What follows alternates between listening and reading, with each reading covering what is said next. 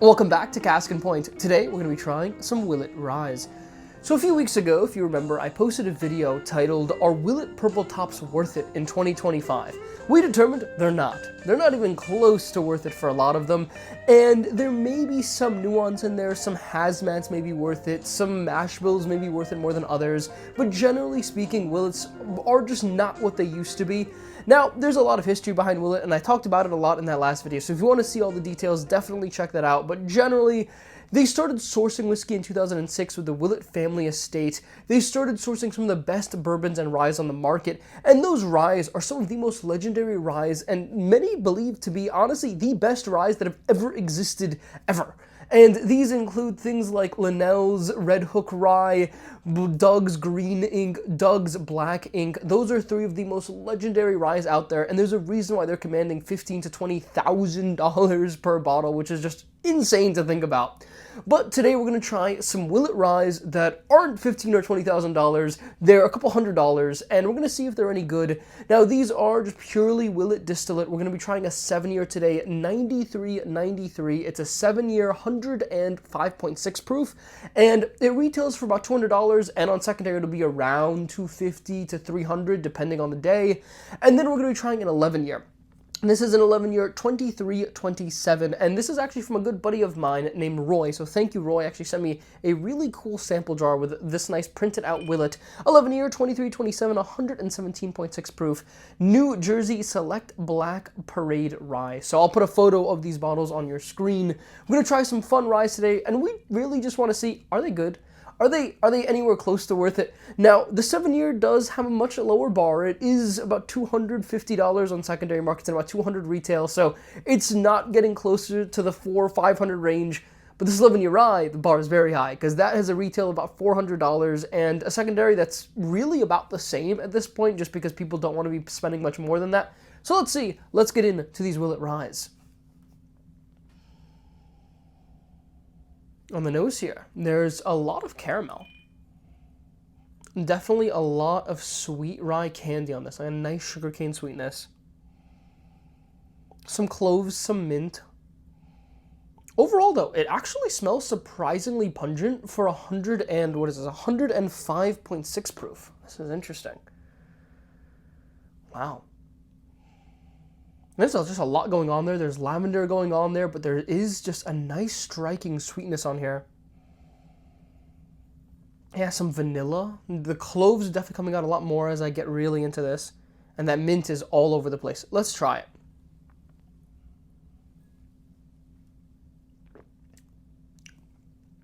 Wow.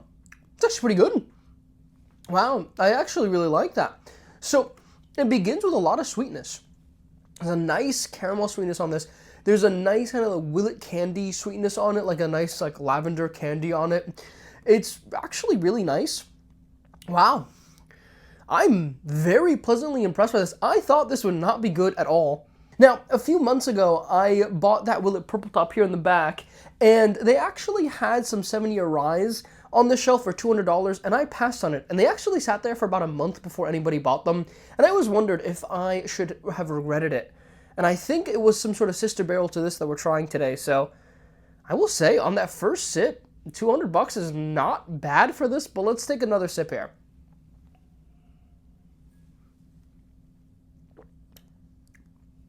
Yeah, there's a nice flash of sweetness on this. It's just surprising how caramel forward this is, and some maple towards the late palate on there. But the sweetness, it doesn't die out. Like, this isn't a kind of sweetness that's just going to flash in the beginning and then get into like a really strong rye pepper. This is a really, really sweet rye, but not just your like sugarcane sweetness. I think there's really just a ton of caramel on this rye, and that's really, really nice. And it is mixing with some Willet funk, like that lavender on it. Is mixing with a little bit of pepper towards the end, but really not much at all. And weirdly enough, there's basically no baking spice on this at all. Wow. Now, I don't know if this is a high rye rye or a low rye rye. Now, Willet does have 6 different mash bills. 4 of them are the bourbons. There's the high rye bourbon, the high corn bourbon, the original bourbon, and the wheated bourbon. And then for the ryes, there's only two options. It's high rye or low rye, and I'll put the mash bills on your screen right now with the percentages. Now, 9393 is actually unclear. All of the data sheets that I analyzed before this video didn't really have a designation for 9393. It's probably low rye, but wow, I mean, I'm not really getting any of the typical like rye spice, baking spice. There's very light pepper towards the end of this, but that can be on a bourbon. But there's enough like cloves on this as well, especially on the nose, that I'm definitely aware that this is a rye. But it's just such an atypical rye. Well, I'm very pleasantly impressed with that. But let's go on to the 11-year, and then we'll go back and we'll give some ratings. So the 11-year, the bar is much higher. This has a retail of $400, twice as much as the 7-year. And look, Willet used to produce 23-year-old ryes, and they were the best 23, 22-year-old ryes that ever existed. So this is half the age. Let's see if it's any good. On the nose here, there's a much richer sweetness. It's much more like a caramel candy, like a darker caramel note on this. There is definitely some mint and some cloves. Overall, there is a lot more oak on this as well, which I actually really like. It's adding an extra dimension to this that I wasn't getting on the 7-year. Wow, this is really interesting. There's also a nice amount of must on this. Wow, this is really interesting. I'm not going to lie to you guys. I was expecting this to be a very disappointing flight. And I have tried one 11-year Willet before, and I really wasn't impressed at all. But this is opening my mind a little. Maybe I just had a bad sample that day. Maybe I just wasn't feeling it that day. But overall on the nose, this smells similar to the 7-year, but a lot more oak, a little bit of vanilla, a deeper caramel note on this. Let's try it.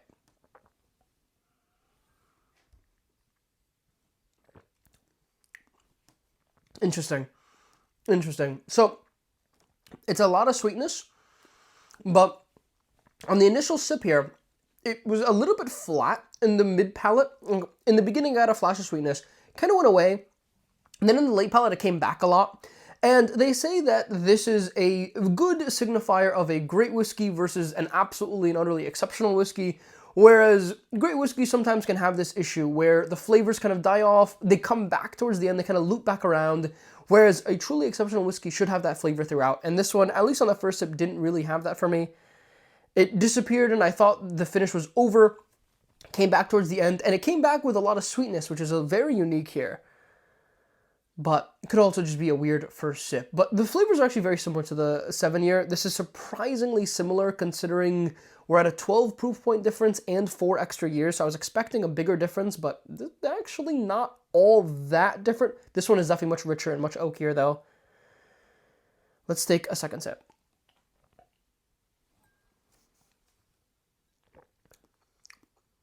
It's nice. It's just good. Like, it's pretty straightforward. That one didn't have as much of the problem of the palate kind of going away in the mid-palate, but it's still definitely a little bit of an issue here where that flavor just isn't really consistent throughout. You get a flash of this caramel sweetness on it. You definitely get the cloves, you get the mint. I would say the sweetness on this one is a little bit less flashy.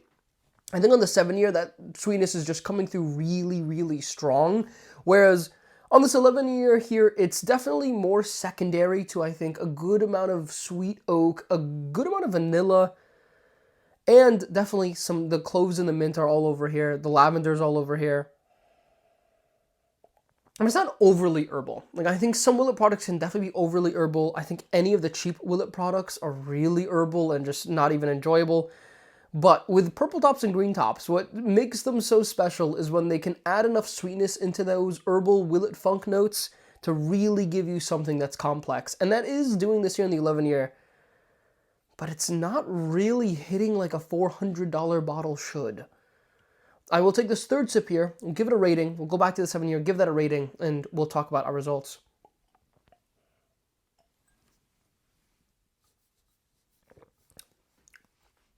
Yeah, there's good sugarcane sweetness on this.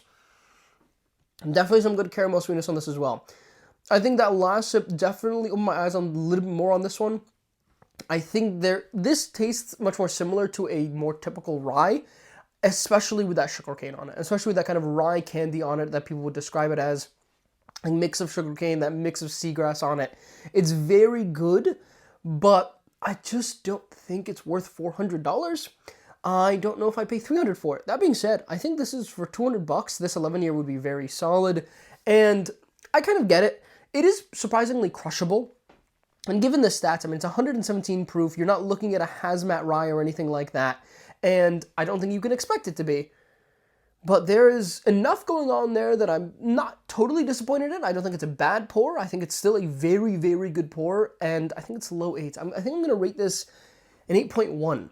Now, when I first tried a Willett 11-year rye, I rated it, I think, mid-7s. I think it was a 7.6. So this is definitely a strong promotion for me there.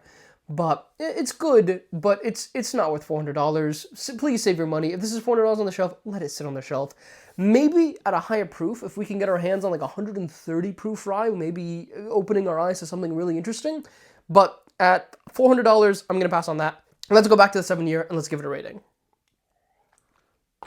Now, a good buddy of mine did tell me that he was really obsessed with an 8-year 130 proof. And at that proof, I can see that being really pleasant. And the 8-year doesn't seem to be doing that much work. I mean, there's definitely more oak on the 11-year, which I think is expected, but it's not a necessarily more enjoyable flavor profile overall. And so an 8-year at 130 proof for like $250, $300, honestly may be the peak of these Willets. We will have to find out. I mean, this is definitely encouraging enough that I think we have to try more Willett Ryes. But anyways, back to the 7-year. Wow, that caramel became a lot more rich. I mean, that's so pleasant. There's like gingerbread on this, graham cracker on this. It's almost reminding me of like the Angel's Envy rye that's finished in like rum and cognac. Wow, that is so interesting. I've never had a rye come anywhere close to that Angel's Envy, but there's that kind of sweetness on the 7-year. Wow. People always said that these were so good, and I saw 7 years, 105 proof, and I just totally would ignore these. This might not be the worst thing in the world. Let's take this final sip. Let's give it a rating.